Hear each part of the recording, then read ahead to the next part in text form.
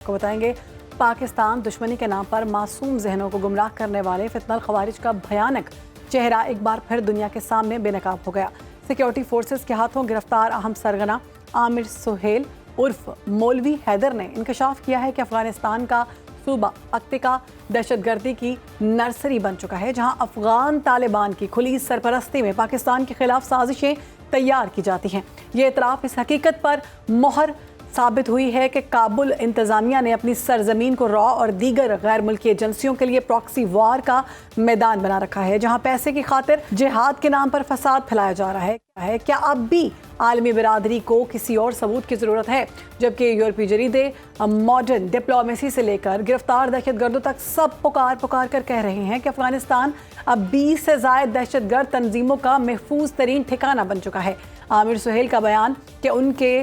جو ڈورے ہیں وہ داعش، القاعدہ اور بھارتی ایجنسیوں سے جڑے ہوئے ہیں، اور ساتھ انہوں نے کہا کہ اس عالمی بیس کیمپ کی ہولناکی بیان کرنے کے لیے یہ چیز کافی ہے کہ اب وقت آ گیا ہے کہ دنیا ان سہولت کاروں پر کڑی پابندیاں لگائے، کیونکہ یہ فتنہ اب محض پاکستان کا مسئلہ نہیں رہا بلکہ پوری دنیا کے لیے امن کو نگلنے والا ایک عالمی خطرہ بن چکا ہے۔ اس پر بات بھی کریں گے، اور ہم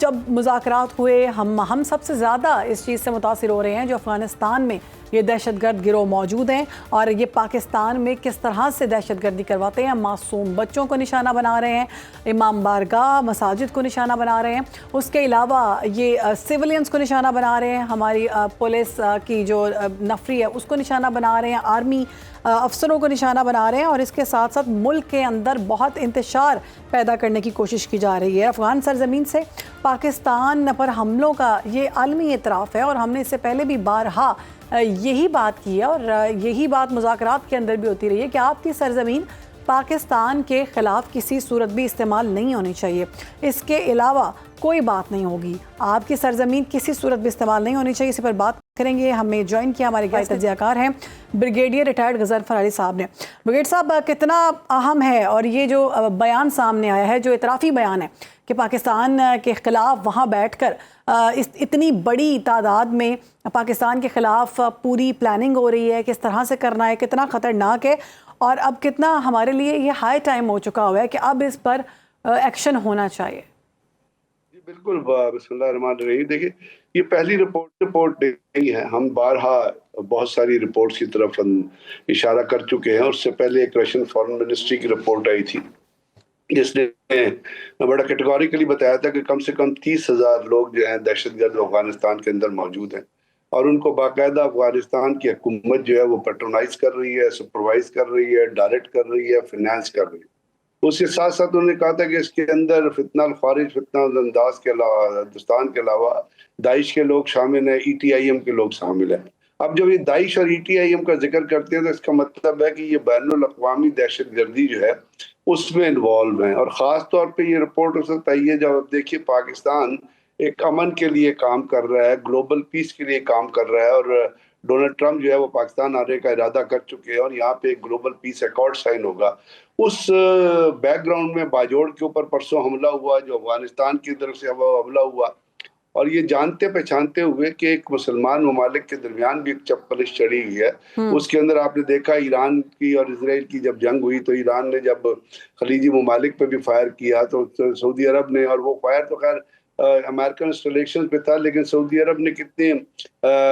تحمل کا مظاہرہ کیا، صرف اس لیے کہ مسلمان ممالک کی ایک یونٹی ساتھ رہے، حالانکہ یو اے ای نے اس کے اندر اسرائیل کے ساتھ جا کے کھڑا ہو گیا تھا۔ تو یہ افغانستان بھی اسرائیل کے ساتھ کھڑا ہوا ہے، اور آپ نے دیکھا کہ جب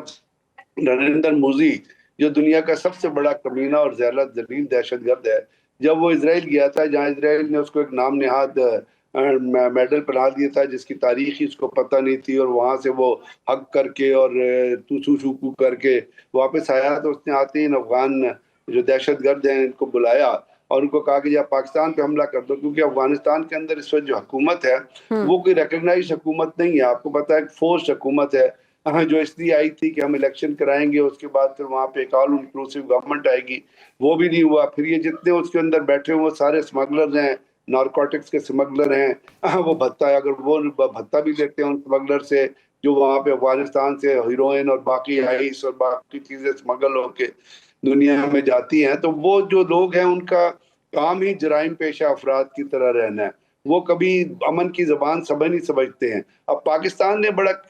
एक सिंपल मुतालबा किया था जो पूरी दुनिया में कोई भी मुल्क करेगा कि भाई आपकी ज़मीन हमारे खिलाफ दहशतगर्दी के लिए इस्तेमाल नहीं होनी चाहिए। और इसमें कौन सा नाजायज़ चीज़ है? आप एक सोवरेन कंट्री के अंदर दहशतगर्द तो नहीं भेज सकते। क्या पाकिस्तान दहशतगर्द भेजा है अफगानिस्तान के अंदर? पाकिस्तान के दहशतगर्द को भेजा है भारत के अंदर? ये तो तमाम इल्ज़ामात हैं जो भारत जैसे मुल्क भी ममालिक भी जाते हैं। अब वो सारे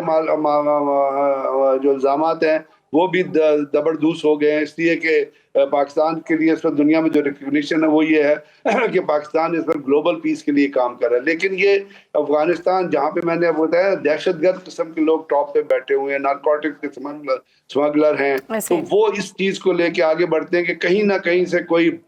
ऐसा फ्रंट खोले रखो जहाँ पे हथियार इस्तेमाल होते रहें, क्योंकि इनके अपने अंदर जो अपना जहालत का लेवल है वो इतना बड़ा है कि जब ये अपनी बच्चियों को पढ़ाते नहीं हैं, उनको तालीम नहीं देते, तो आपको पता है एक बच्ची को जब आप तालीम देते हैं तो वो जब एक पहले अच्छी बेटी होती है, अपने भाइयों को पाकिस्तान बारहा ये रिपोर्ट जिनकी आप जिक्र कर रही हैं, और इससे पहले जो मैंने आपकी रिपोर्ट का जिक्र किया, यानी एक मॉस्को डायलॉग हुआ था इतना बड़ा, जो चाइना भी मौजूद था, रशिया भी मौजूद था, वहाँ अफगानिस्तान को बताया गया था कि आपके अंदर इतनी दहशतगर्द तंजीमें मौजूद हैं। इससे पहले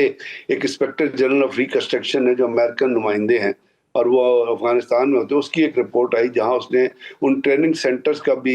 नुक्ता अपना जाहिर किया जहां पे ये ट्रेनिंग देते हैं। और उसके बाद आपको पता है कि पाकिस्तान ने जब काइनेटिक ऑपरेशंस किए तो उन तमाम फ्यूनिक्स कैंप से लेके उन तमाम ट्रेनिंग सेंटर्स को, सेफ हाउसेस को सॉफ्ट हिट किया जहाँ पे ये दहशतगर्दों को ट्रेनिंग दे रहे थे, फाइनेंस कर रहे थे और उनको रखा हुआ था। और पाकिस्तान ने बारहा दुनिया की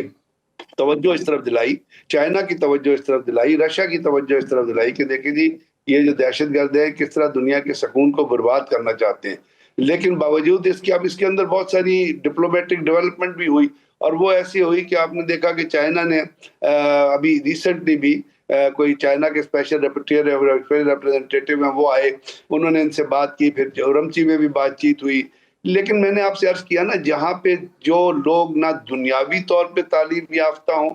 ना दीनी तौर पे तालीम याफ्ता हों, उनसे आप क्या एक्सपेक्ट करती हैं? इनके यहाँ जहालत का दौर है। अब दुनिया को ये चाहिए कि इनके ऊपर इतनी सख्त पाबंदियां लगाए। इस तमाम टर्मोइल में आप अमेरिका का फिर रोल देखिए कि इस तमाम चीज में जब वो दहशतगर्दी को फरोग दे रहे हैं, पाकिस्तान के अंदर वारदा खुद ये एक्सेप्ट करते हैं, उनके जो फॉरेन मिनिस्टर, इंटीरियर मिनिस्टर, उन्होंने अपनी मुख्तलिफ इंटरव्यूज में ये एक्सेप्ट किया कि हाँ हमारे यहाँ TTP मौजूद है, लेकिन वो तो महाजिर हैं,